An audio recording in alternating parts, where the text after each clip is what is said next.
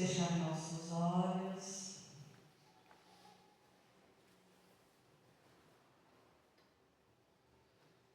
Senhor Jesus, amado Mestre, neste momento queremos te agradecer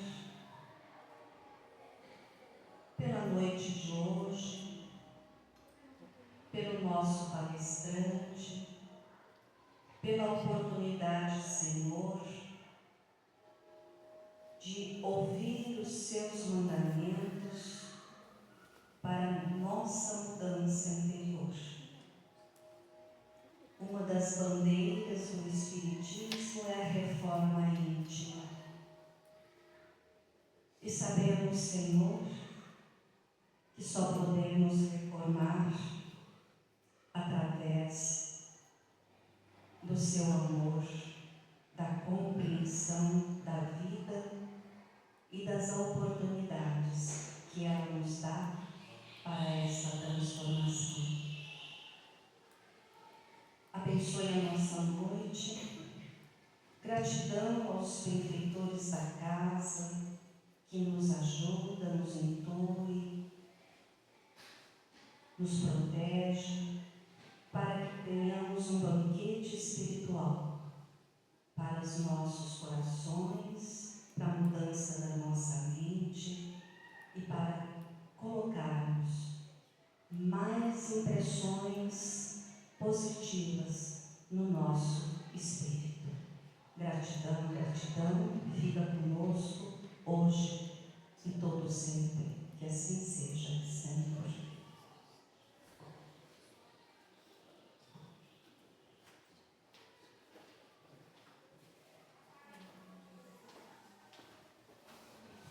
Muito boa noite a todos. É realmente uma alegria estar voltando aqui nessa casa. Pedimos a Deus que nos abençoe, nos envolva em paz, para que a noite seja uma noite proveitosa, de bastante reflexão. Como vocês estão aqui observando nesse primeiro slide que eu trouxe, nós vamos falar aqui um pouquinho de Evangelho de Jesus, segundo o Espiritismo, Livro dos Espíritos, e vamos falar também de Joana de Ângeles. Esse livro, Conflitos Existenciais, é um livro que nós estudamos na nossa casa espírita, coordenamos o curso lá com o pessoal, foi um curso maravilhoso. Joana de Ângeles, ela é realmente esclarecedora, pelo ponto de vista da psicologia profunda. Ela fala para a gente sobre as nossas emoções de uma forma leve, de uma forma tranquila e muito didática. Em um desses capítulos do livro Conflitos Existenciais, ela vai falar sobre o medo. E o medo, a gente sabe que é uma emoção primária. Todos nós sentimos medo, não é verdade? Uns sentem mais, outros sentem menos. Uns sabem enfrentar, outros não sabem enfrentar muito os seus medos. No entanto, ele acompanha a nossa vida desde os mais remotos tempos que nós fomos criados, desde quando fomos criados por Deus, desde quando estagiamos ali dentro das fases mais primitivas do processo evolutivo.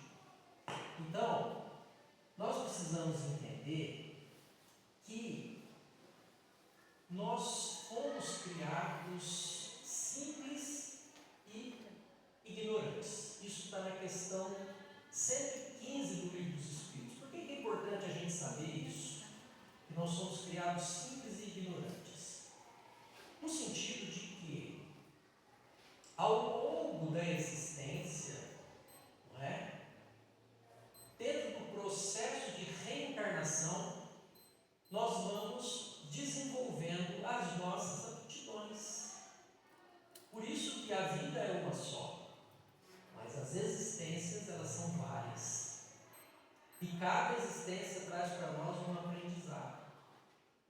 E nesses aprendizados em que nós estagiamos, desde os mais medo, ele nos acompanha. Então, ele é a emoção primária, é a primeira resposta que nós temos instintiva. Dentro da nossa circuitaria cerebral, a gente tem o medo e o prazer como fontes primárias de pulsões. O nosso cérebro, vamos dizer assim, o nosso cérebro mais primitivo, que é a herança dessa evolução, ele responde a essas duas pulsões, que é o medo e o prazer. A todo instante o nosso cérebro está nos causando medo e fazendo com que nós busquemos o prazer. Pois bem, por que ele faz isso? Porque ele quer nos ajudar. Porque ele tem essa programação primária para a evolução. É por causa do medo que nós estamos aqui, que a nossa espécie se mantém no planeta. Porque o medo nos ajuda a nos preservar. Se a gente não tiver medo, por exemplo, a gente atravessa uma avenida e uma rodovia movimentada sem olhar para os lados. A gente pula do 10º andar do prédio e acreditando que a gente vai cair e vai sair andando. A gente não teria o medo, se não tivéssemos medo, nós colocaríamos a nossa vida em risco, né? Então, o verdadeiro perigo não é o sentir o alerta, mas permitir que esse alerta ele se transforme num gigante que paralisa a nossa vida. Então o medo nos coloca em alerta. A todo instante nós estamos em alerta. E isso, até certo ponto, ele é bom, ele é adaptativo na nossa vida. Mas ele se torna prejudicial quando ele nos trava, quando ele nos bloqueia.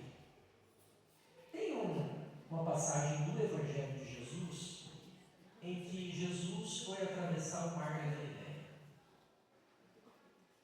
E aí ele montou num barco onde estavam os apóstolos juntos com ele, e no meio da travessia Jesus dormiu no barco. E bem nesse instante começou a tempestade. E os discípulos ficaram ali, amedrontados, e foram acordar Jesus. Senhor, vamos perecer, o barco vai virar. Jesus então se levanta e ele ordena que a tempestade se aquiete. E ele diz: cala-te, aquieta-te. E naquele instante a tempestade se aquietou, deixando todos os discípulos ali de boca aberta, no qual eles se perguntavam: que homem é esse que até as tempestades obedecem a ele? E ele então diz também aos discípulos: por que sois tão tímidos? Ainda não tendes fé? Então, eu achei isso de um simbolismo tão maravilhoso para a gente poder falar sobre essa questão do medo, que eu também encontrei uma outra história, que é uma fábula muito, mas muito antiga, que conta de Nasrudin. É um conto sufi. Nasrudin encontrou no deserto com a peste. Então ele perguntou à peste: para onde você vai? E ela disse: eu estou indo à cidade grande. E lá eu vou eliminar 10.000 pessoas. Passado algum tempo, eis que Nasrudin cruza novamente com a peste no deserto. E muito irritado com ela, disse: você mentiu para mim, porque você disse que ia até a cidade e você iria exterminar 10.000 pessoas, e você exterminou 100.000 pessoas. A peste então, muito tranquila, diz a ele: não, eu não menti para você, eu eliminei apenas 10.000 homens, 10.000 pessoas. As 90.000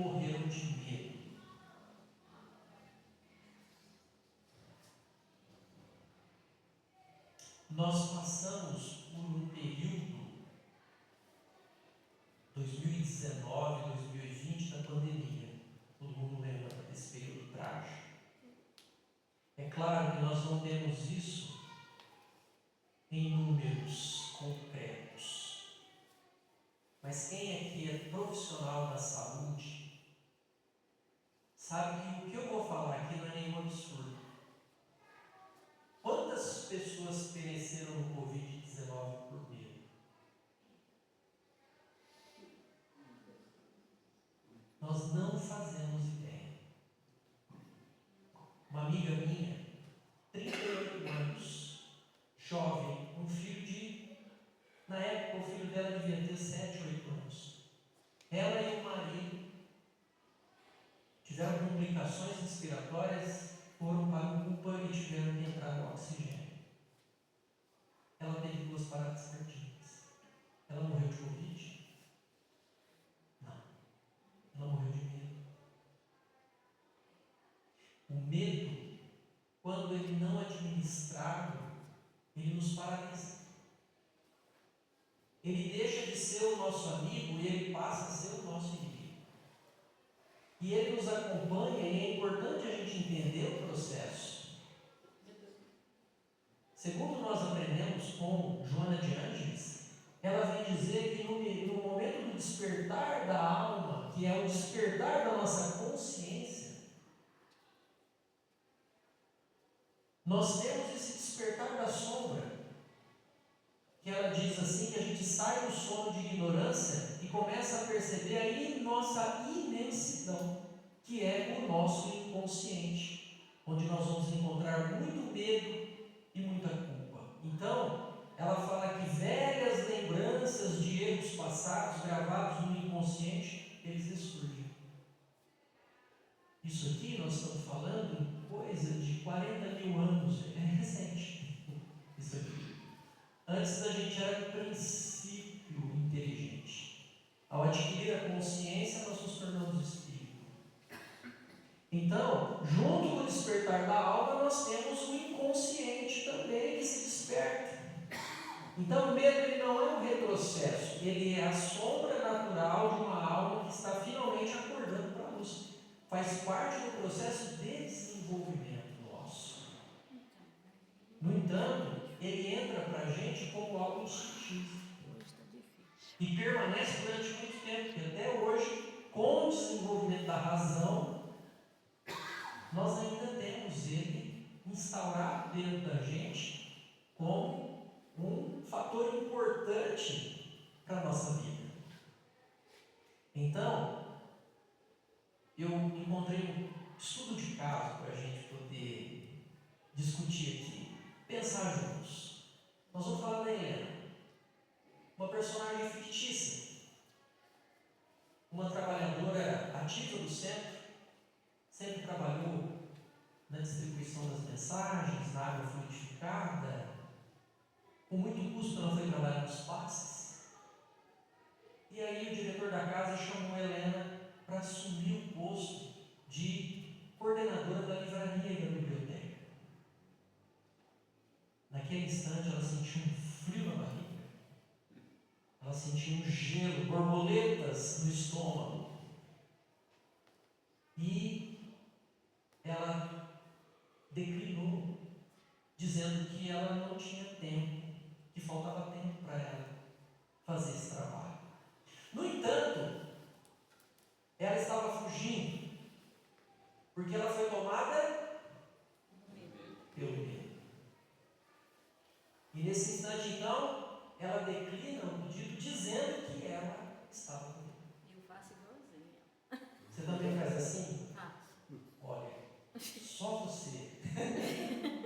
Todos nós fazemos, né? Todos nós fazemos.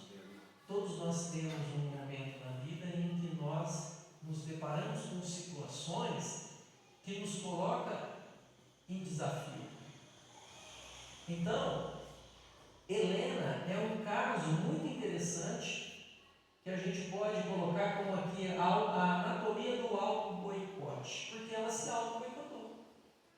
Quantos de nós não fazemos isso, né? Surge para a gente um curso,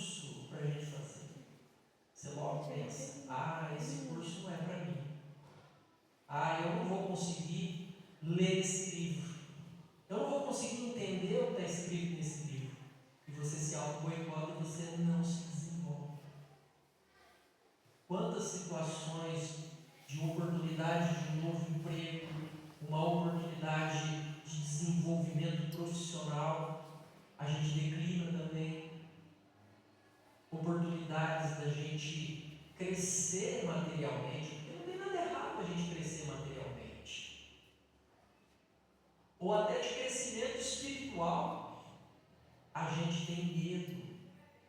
Porque nessa hora o medo ele se torna o nosso inimigo e nos boicota. Então, no caso de Helena, a gente vai perceber que o medo dela era real, mas não era do projeto em si, mas ela tinha medo da rejeição e do erro.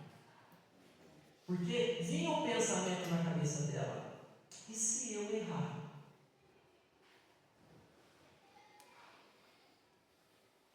E se eu cometer um erro?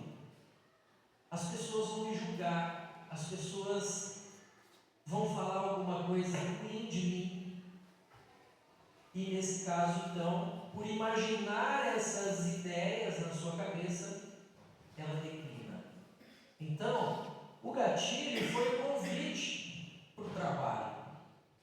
O pensamento ansioso é: e se eu errar? E se me criticarem? Eu não sou capaz de fazer esse trabalho. Isso foi o pensamento que sabotou ela. Pensamento que ela criou. E aí vem o mecanismo de defesa. Qual é o mecanismo de defesa?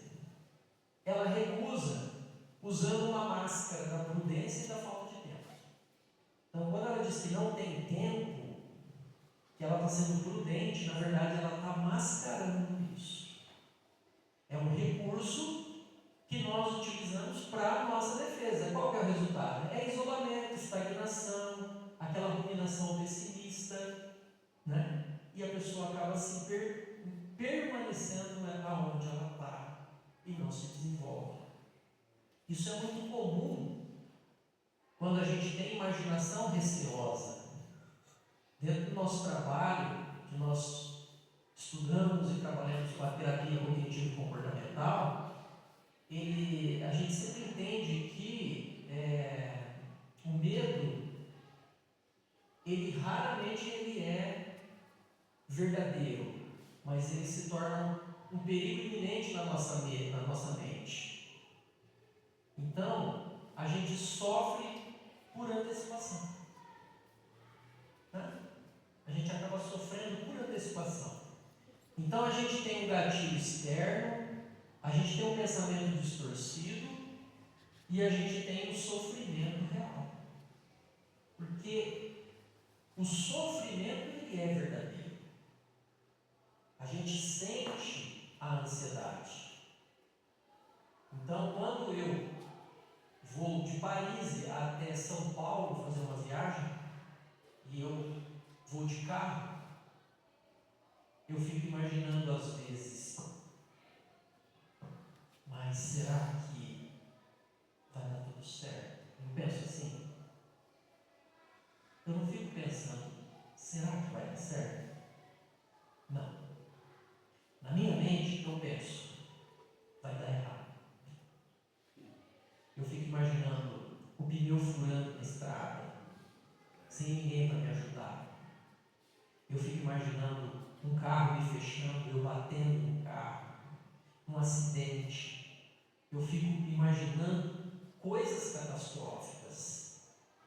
E aí muitas vezes eu sofro por causa disso. E qual é o sofrimento? Começa com aquelas borboletinhas no estômago, não é? E eu começo a sentir falta de ar, taquicardia. Isso é o que? É ansiedade. Quando falarem para você de ansiedade, lembre-se, o que é ansiedade? Ansiedade é medo. Medo do quê? Medo do futuro incerto. Nossa mente, ela se projeta para o futuro, normalmente catastrófico, mas ele é ambiente certo. Você não sabe se daqui em Rio Preto, daqui em São Paulo vai acontecer alguma coisa. Mas a sua mente começa a criar pensamentos de que vai dar errado, vai acontecer alguma coisa errada. Assim como aquela pessoa que convidou você para poder fazer um curso, uma faculdade, uma pós-graduação, te chamou para um doutorado, um mestrado, e você falou, não, eu não vou dar conta, isso não é para mim. E aí você deixou de lado. Não é?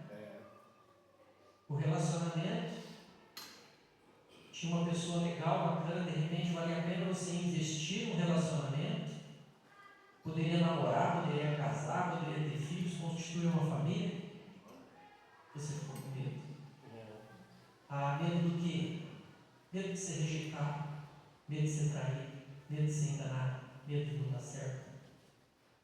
Lembrar do que a tua mãe e teu pai viveu, do que sua irmã, seu irmão viveu no casamento e acreditar que aquilo vai acontecer com você também. A mente cria essas ideias e coloca na mente, e a mente coloca para a gente como verdade absoluta. Então eu tenho um evento qualquer, como eu coloquei aqui a viagem para Rio Preto, para São Paulo. O pensamento distorcido vai acontecer um acidente no caminho. E eu tenho sofrimento real. O corpo reage como se o perigo irreal estivesse acontecendo agora, nesse instante.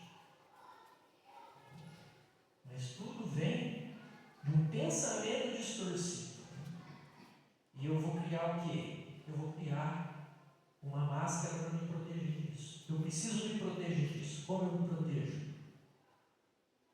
Eu fujo. Então eu digo, olha, eu não tenho tempo para viajar, eu não posso ir, eu tenho um outro compromisso, né? Eu arrumo uma desculpa para declinar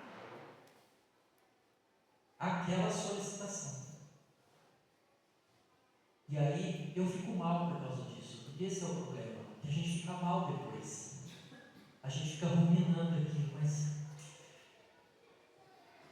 fica uma coisa faltando na gente, né? Por que eu não disse sim? Eu poderia ter dito sim. E aí são outros pensamentos que surgem na minha mente, que são pensamentos altamente depreciativos, onde eu alimento minhas crenças de desvalor. Eu passo a acreditar cada vez menos em mim. Percebe como que é um mecanismo altamente sabotador? Percebem isso? Faz sentido para vocês? Nós mesmos acabamos nos sabotando. Então, vamos entender as máscaras do medo. A pessoa que se recusa a desafios, ela vai usar que máscara? A prudência é falta de tempo para mascarar. Conhece alguém que sente muito ciúme nos relacionamentos? Vocês não conhecem, não existe. No Paris não tem, ninguém é ciumento aqui, não é? Mas quando você tem uma situação dessa, pessoa muito ciumenta nas relações, ela vai dizer o quê? Porque eu amo demais. Eu sou assim porque eu cuido, não é? A pessoa quer mostrar proteção. Isso é a máscara. Porque no fundo, o medo oculto é o medo de perder o controle ou de perder o afeto do outro. Então a pessoa, ela acredita que ela tem que ficar no controle. Ela tem que assumir o controle da vida do outro. Porque se eu perco o afeto do outro, eu vou me sentir altamente desamparado. E aí então, ela tem esse comportamento que é visível, que é o ciúme. Quando estamos dentro da faixa do ódio, da agressividade, a gente às vezes quer demonstrar força, quer falar que tem força, ou quer falar que eu preciso me defender, não é? Pessoas às vezes que se inscrevem em lutas marciais, defesa pessoal, porque precisa se proteger. são todas as pessoas? Não, não são todas. Mas em muitos casos, isso é uma máscara para esconder o medo que a pessoa tem de ser ferida novamente. Em algum momento da vida ela foi ferida. E aí então, ela usa essa máscara da força, da defesa pessoal, para poder dar vazão nesse ódio, nessa agressividade. A timidez, o isolamento, muitas vezes esconde a máscara da humildade, da discrição. Pessoas se colocam muito humilde, né? Fala com uma voz assim, como se ela fosse muito humilde, quando na verdade isso acaba sendo uma máscara, que é o medo de não ser aceito pelo grupo. Então, o fato dela se colocar visivelmente humilde nas atitudes exteriores é um medo muito grande que ela tem de não ser aprovada pelas pessoas, de não ser aceita, de não ser validada pelas pessoas. Então, são máscaras que nós usamos tendo em vista os nossos medos diversos que nós temos. Então, qual é o significado oculto da tempestade ali naquele ensinamento de Jesus? O mar agitado, ele representa tudo aquilo que o ambiente traz para a gente de catastrófico. Vocês aqui, tem pessoas aqui que é da minha época, tem gente aqui que é de épocas até anterior a mim. Vocês se recordam de algum momento em que o mundo não esteve sob ameaça de guerra? Vocês lembram disso? Eu não me recordo. Que a gente viveu um período assim que está tudo em paz. Eu lembro a primeira ameaça de guerra era Irã e Iraque. Eu tinha 10, 12 anos, 86, 87. Depois disso, era a guerra no Golfo Pérsico, era a guerra da Rússia, era a guerra da China, era a guerra da Coreia do Norte, a ameaça da Coreia do Norte, era o 11 de setembro dos Estados Unidos, era o Osama Bin Laden, era não sei o que. Nunca acaba.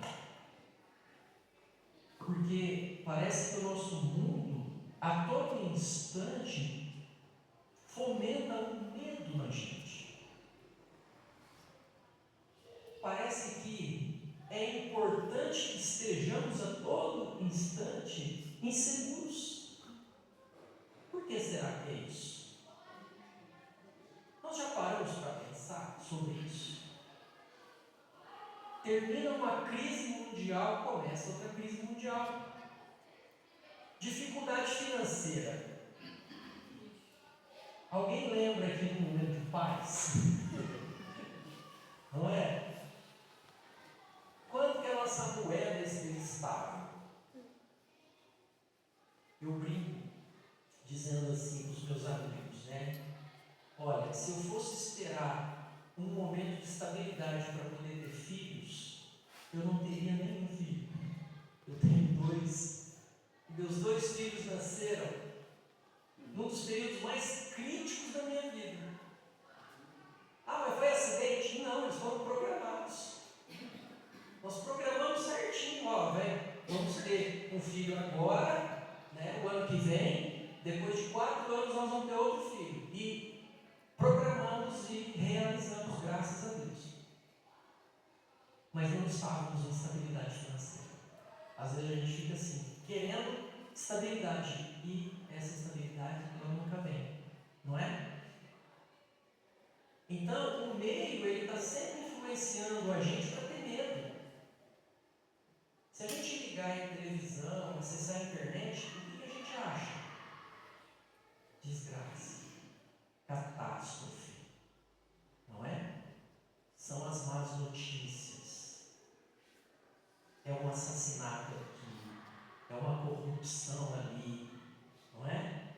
É um assédio não sei aonde, é uma bomba que explodiu, é um rio que foi contaminado, é um acidente que atropelou e matou não sei quantos, é um avião que caiu. sempre as notícias catastróficas elas estão em manchete dos noticiários. Ah, Evaldo, mas quer dizer que isso aí a gente vai fazer vista grossa e fazer de conta que não está acontecendo? Não, as coisas estão acontecendo. As coisas ruins estão acontecendo. Mas vem cá, será que não está acontecendo nada de bom? Será que nesse mundo não está acontecendo nada de bom? Está acontecendo. Basta você ter olhos de ouvir. Nós não nos interessamos pelas notícias boas. Nós damos ibope para as notícias ruins. Tem programa na televisão que é um programa musical, que fala de cultura, que fala de arte, não é? Que fala de livros, que fala de música. Tem audiência? Tem audiência? Não tem.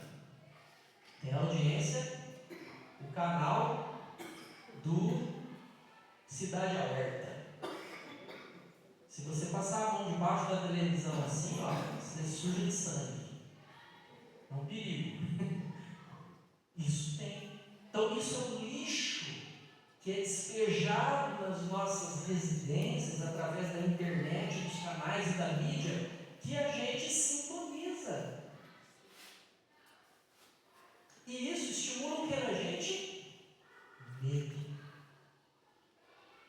Deixa a gente constantemente com medo. O livro dos Espíritos fala que para que consigamos eliminar o egoísmo da face da Terra, é preciso reformar as instituições humanas dentro do processo de educação. Então nós precisamos nos educar para a paz. Precisamos nos educar para o altruísmo.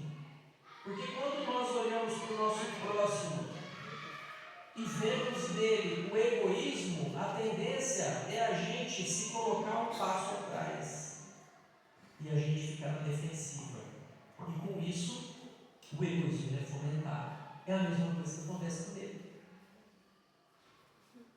E aí a gente passa a entender por que os grandes poderosos do mundo incentivam o medo no povo. É para poder controlar a gente, para nos manter sob controle, para ficarmos sob o controle desses psicopatas que governam o mundo, que nós vamos encontrar dentro das grandes nações, dentro da nossa nação, que nós vamos encontrar dentro dos agrupamentos, que dentro desse processo de massificação das pessoas impõe o medo. A religião, ela faz isso. Sempre fez. Porque ela polarizou céu e inferno. Para quê? Para colocar medo. Ah, mas tem o céu. Ah, mas vai ver se você vai para esse céu. Ninguém vai para esse céu. Ninguém. A nossa tendência, dentro da visão polarizada que a religião tradicional colocou, é todo mundo ir para o inferno.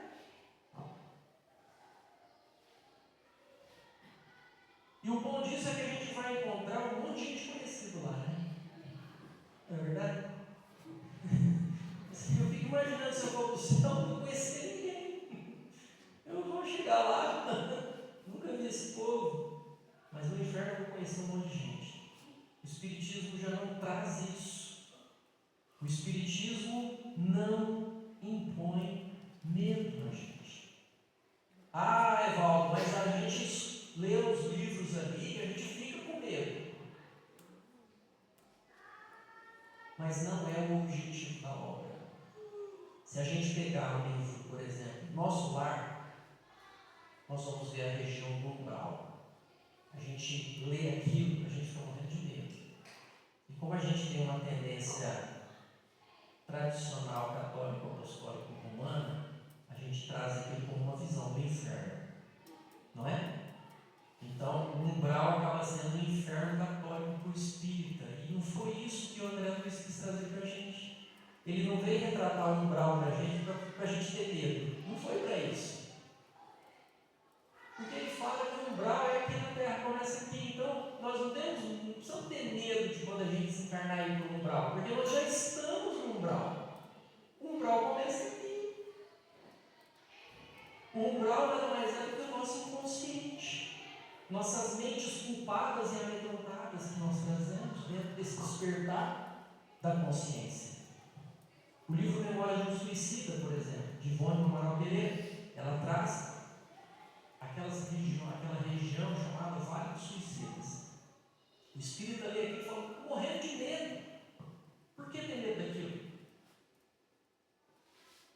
Aquilo não é para impor medo para a gente. Aquilo é para mostrar que existe uma condição na qual o espírito permanece depois de cometer um ato suicida, em que ele permanece sofrendo,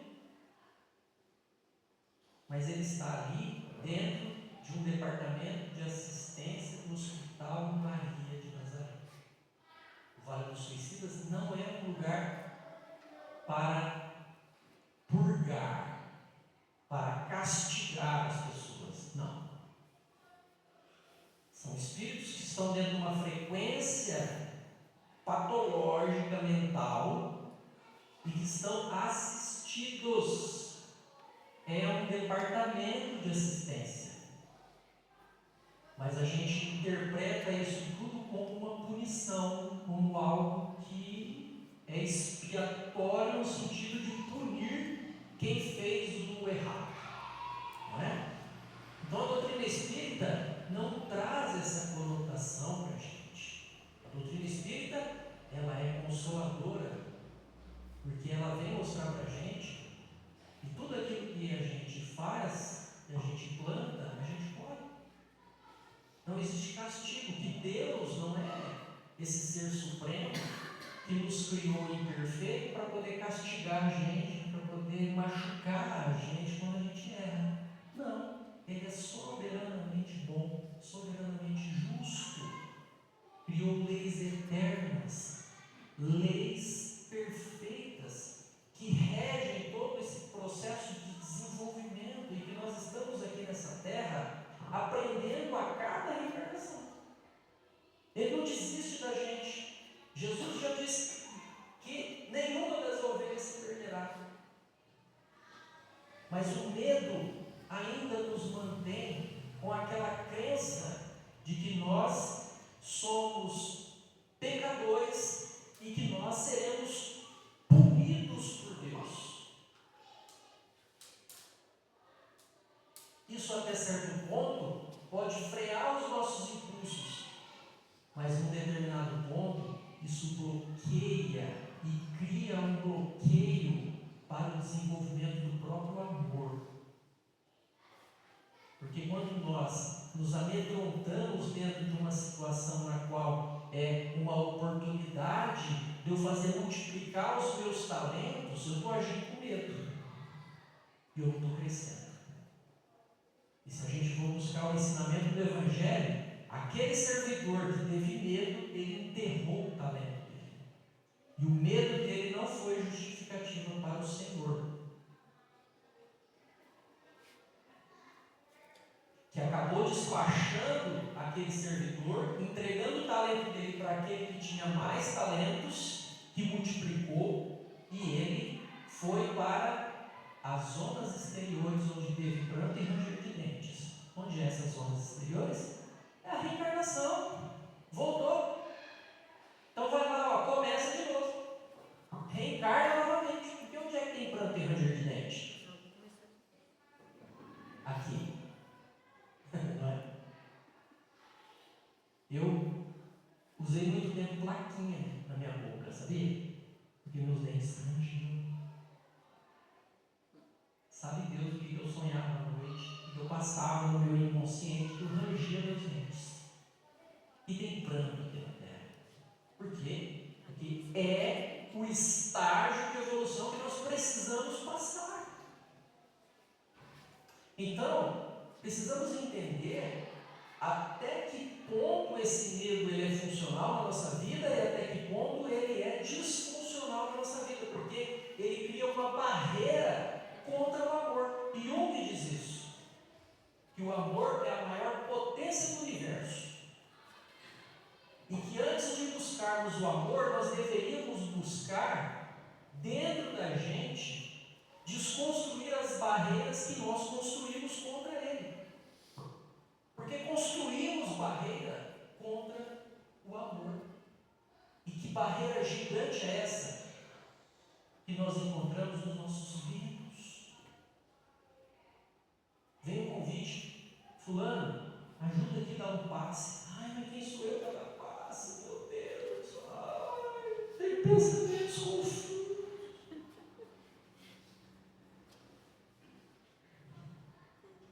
Eu não sirvo para dar passe. Fulano, vem aqui ajudar, conversar com o doente, ouvir alguém que precisa, alguém que está passando por uma situação difícil. Ah, mas quem sou eu? Quem sou eu? Ah, timidez. Né? Timidez. O que está mascarando ali? A necessidade de ser aceito, de ser validado, de ser perfeito. Nós não somos perfeitos e a gente precisa aceitar isso. A aceitação de que a gente é imperfeito é o primeiro passo para a gente poder se tornar perfeito. A imagem e semelhança de Deus. Então são esses medos que a gente precisa tomar cuidado. Nossas fobias inexplicáveis frequentemente são reflexos de experiências de vidas passadas gravadas no perispírito.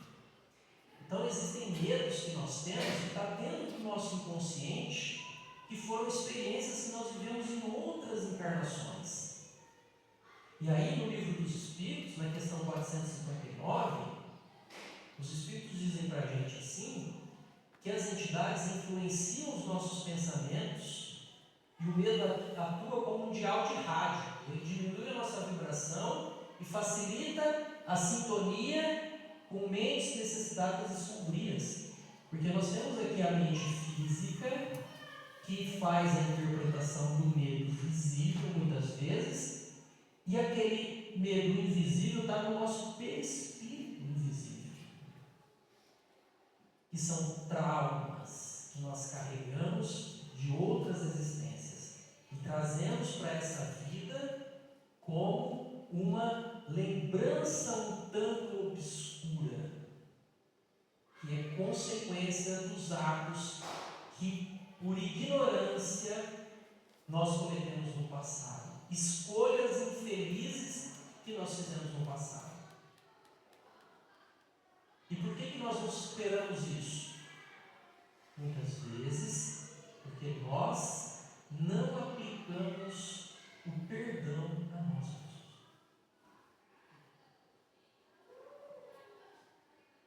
O perdão é um ato de amor. Jesus disse: perdoa 7 vezes, não, 70 vezes 7. Jesus, quando nos orienta a amar, ele fala: ama teu próximo como a ti mesmo. Então ele coloca uma condição para você amar o próximo. É como você se ama. Primeiro você tem que se amar. E como é que você vai se amar? Se perdoando. Gente, eu não quero saber quem eu fui na última encarnação. Se tiver médium vidente aqui que quiser vir fazer graça comigo e vier me contar, eu vou sair correndo, eu vou ficar bravo. Eu não quero saber. Não quero. Por quê? Porque Deus já me deu o esquecimento do passado. Para quê? Para que eu, a partir de agora, eu plante coisas boas. E eu estou me esforçando para isso. O que eu fiz no passado, está feito. Eu não volto mais atrás. Eu vou procurar fazer o bem agora para poder compensar esse mal que eu fiz. A quem eu errei, eu peço perdão.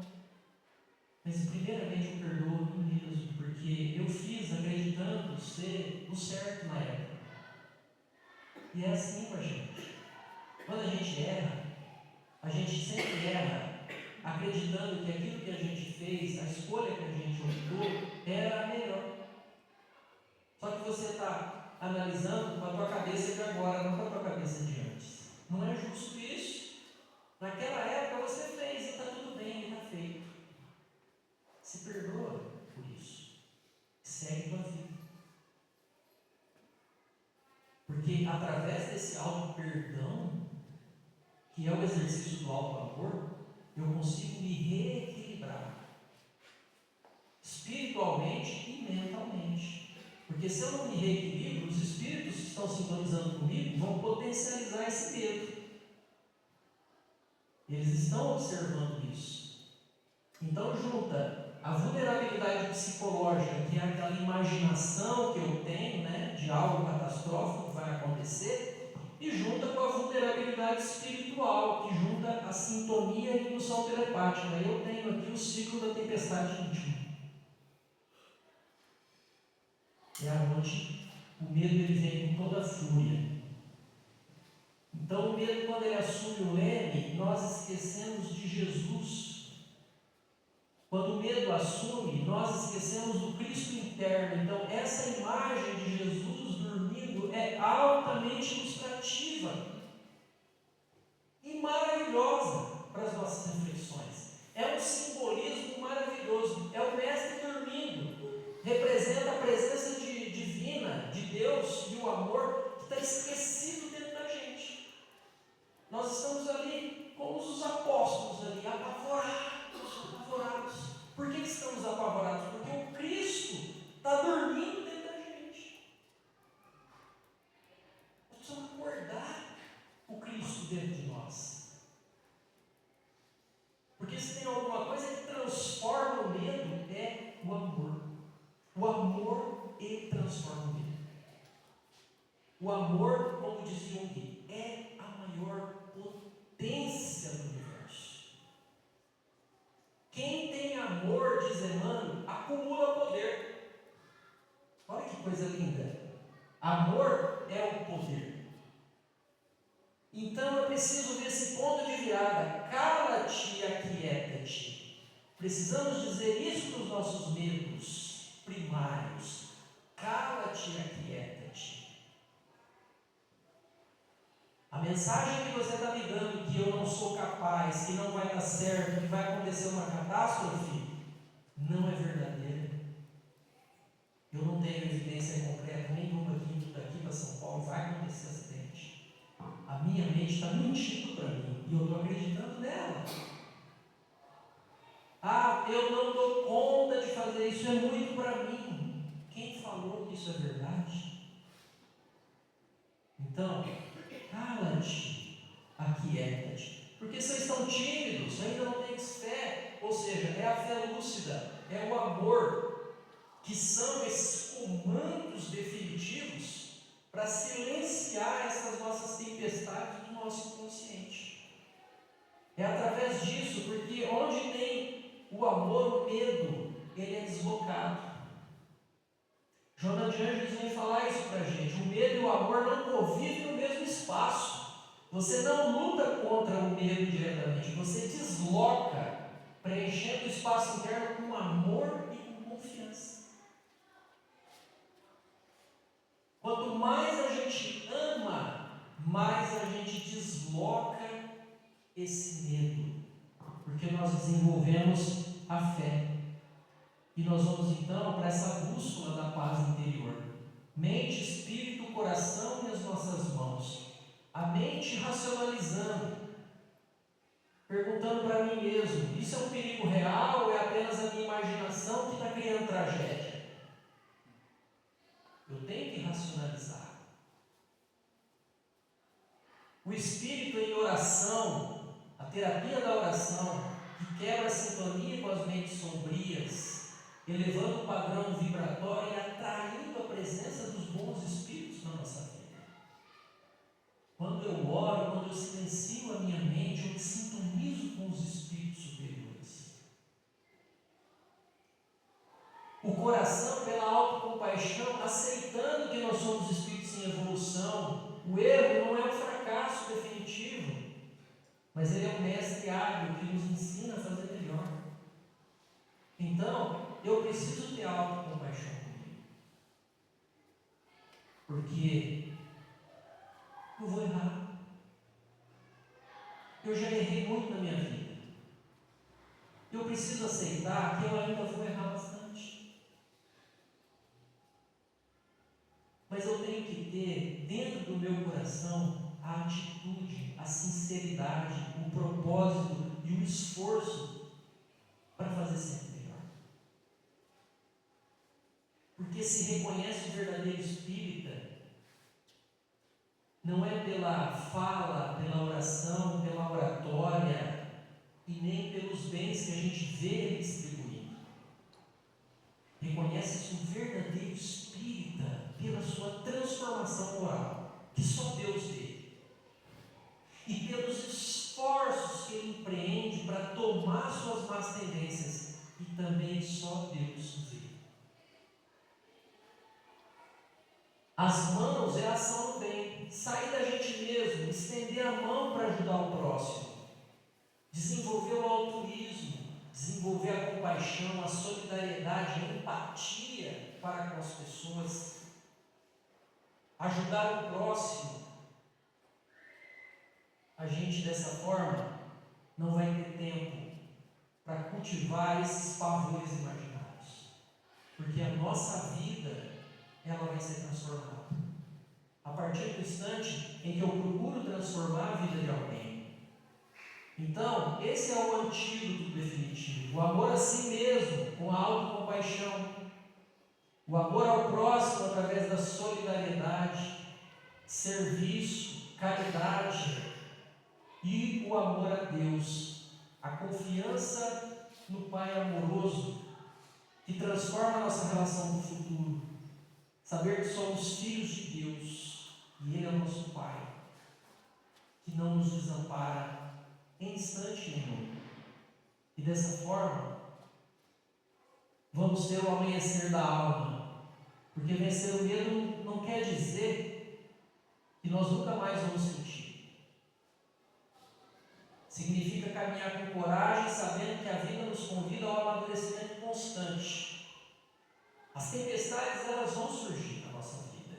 É inevitável, porque nós estamos no processo de crescimento. Mas você conhece quem é que governa os ventos. Então, o mestre, ele está no seu barco. Você nunca está sozinho. Jesus está no barco. Nós nunca estaremos sozinhos. E que essa mensagem possa calar fundo nos nossos corações, nos dando esperança e nos fortalecendo para podermos enfrentar os desafios e os medos que nos assolam no dia a dia. E Deus abençoe a cada um de nós. Muito obrigado pela atenção de vocês.